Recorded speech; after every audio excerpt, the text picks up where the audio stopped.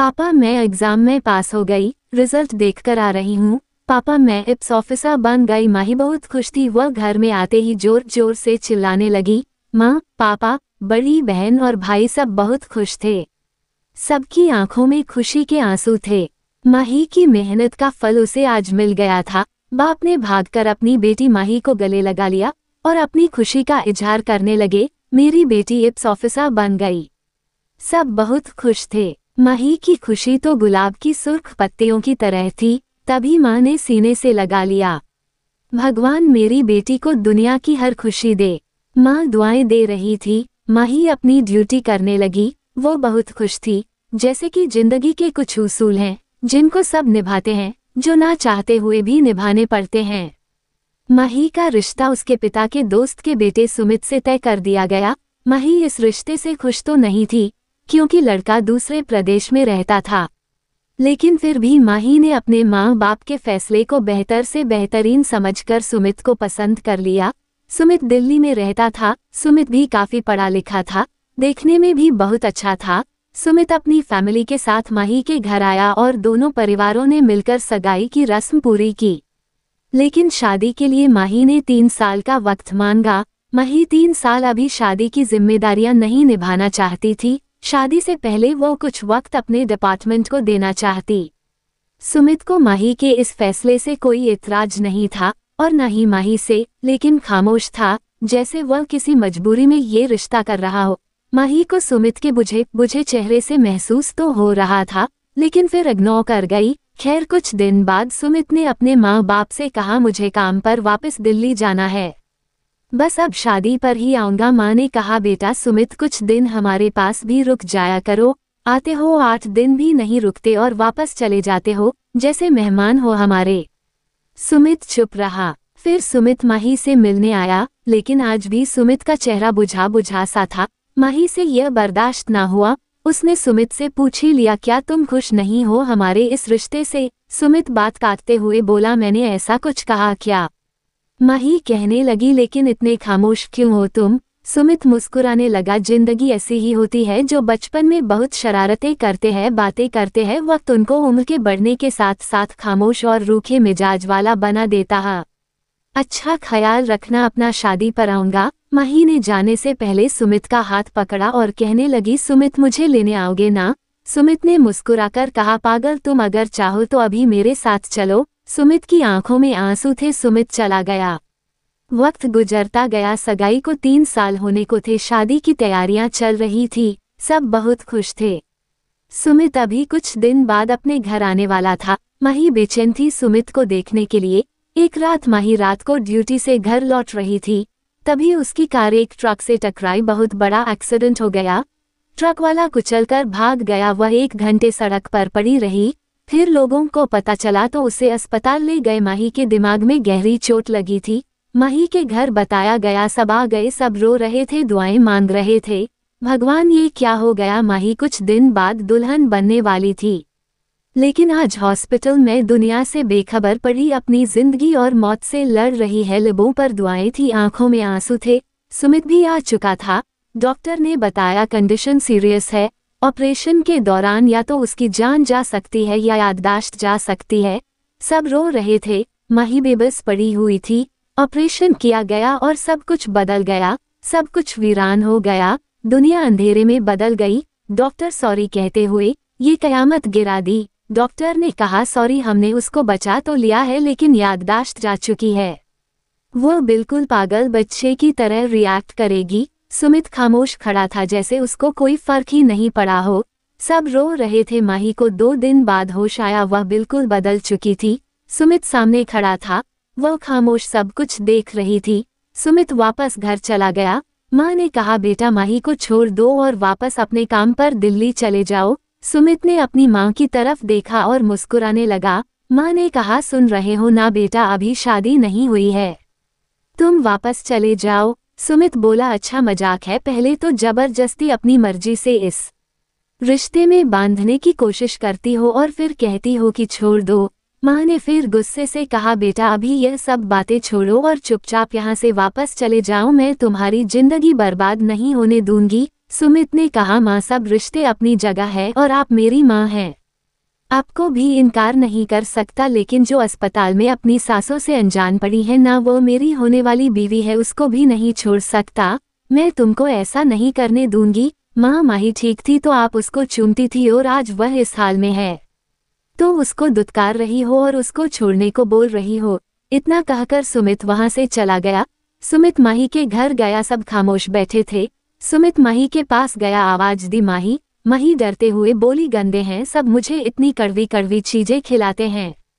सुमित की आंखों में आंसू आ गए, सब रोने लग गए। सुमित ने मुस्कुराते हुए कहा छोड़ो इन गंदे लोगों को और मेरे साथ बाहर घूमने चलो, मैं तुमको तुम्हारी पसंद की चीजें खिलाकर लाता हूँ।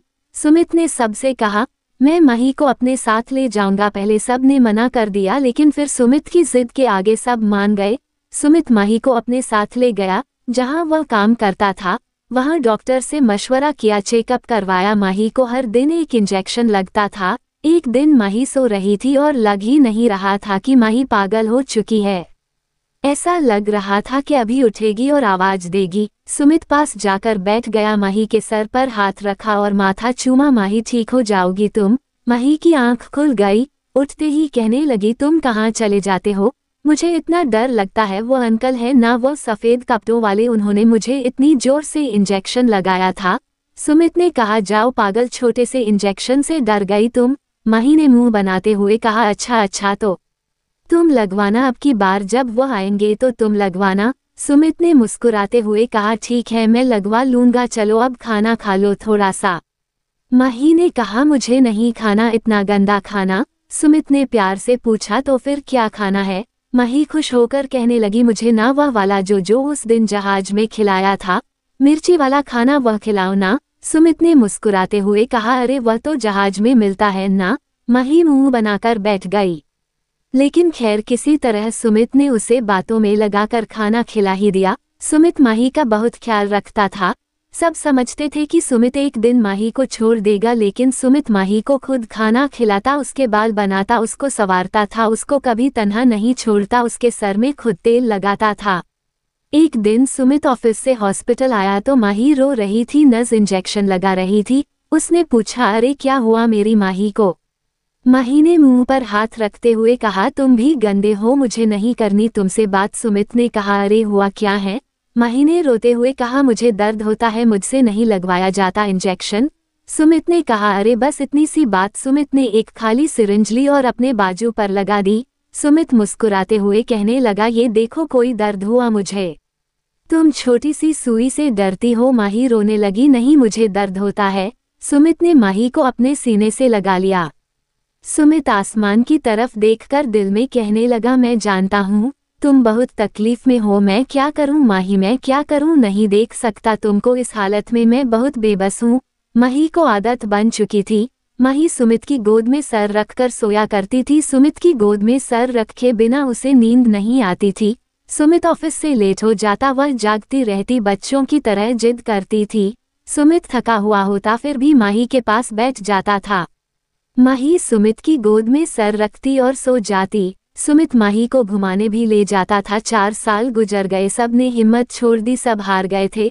सुमित बेबस हो गया था और वो माही को नहीं छोड़ सकता था। सब ने कहा इसे घर वापस भेज दो, माही का यहाँ इलाज करवा देंगे, लेकिन सुमित एक पल भी माही से दूर नहीं रह सकता था। उसने माही का हाथ पकड़ा और चूमते हुए कहने लगा मेरा जीना मरना अब माही के साथ ही है, ये जैसी भी है मेरी है। एक दिन माही को किसी बात पर गुस्सा था, उसने घर में पड़े सब शीशे के बर्तन तोड़ दिए, बहुत नुकसान किया था। सुमित घर आया, देखा माही के दोनों हाथ जख्मी थे। सुमित ने कहा ऐसा क्या हो गया तुमको। माही ने रोते हुए कहा मुझे क्यों लगाते हो इंजेक्शन, मैं कड़वी गोलियां नहीं खा सकती, मुझे नहीं रहना यहाँ, गंदे हैं सब। वह रोने लगी। सुमित उठा, कमरे में जाकर चीख कर रोने लगा, भगवान माफ कर दे, हे भगवान रहम कर, माही को ठीक कर दे भगवान, बस इम्तिहान ना ले अब, हे भगवान मेरा सब्र टूट रहा है।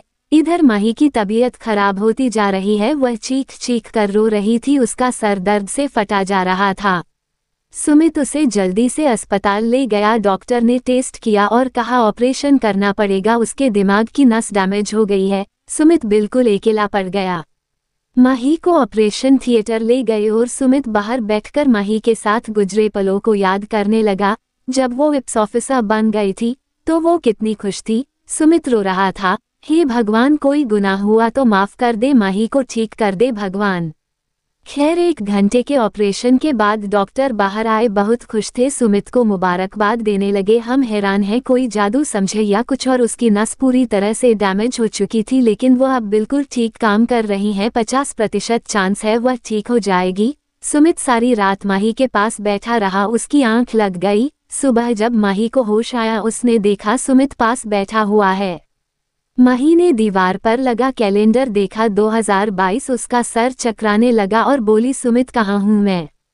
सुमित ने जब माही के मुंह से अपना नाम सुना तो उसकी आंखों से खुशी के आंसू बहने लगे। माही, फिर से मेरा नाम लो ना। माही ने कहा, ये कहाँ हूँ मैं सुमित। सुमित ने कहा, आराम करो, सब बताऊंगा। माही खामोश हो गई। वक्त के साथ साथ माही बिल्कुल ठीक हो गई।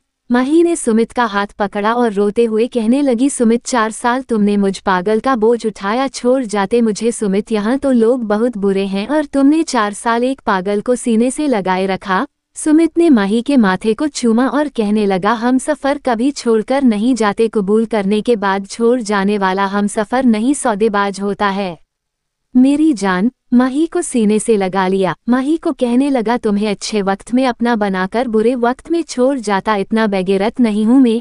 माही ने आसमान की तरफ देखा और ऊपर वाले का धन्यवाद किया कि उस ईश्वर ने एक साथ निभाने वाला जीवन साथी दा।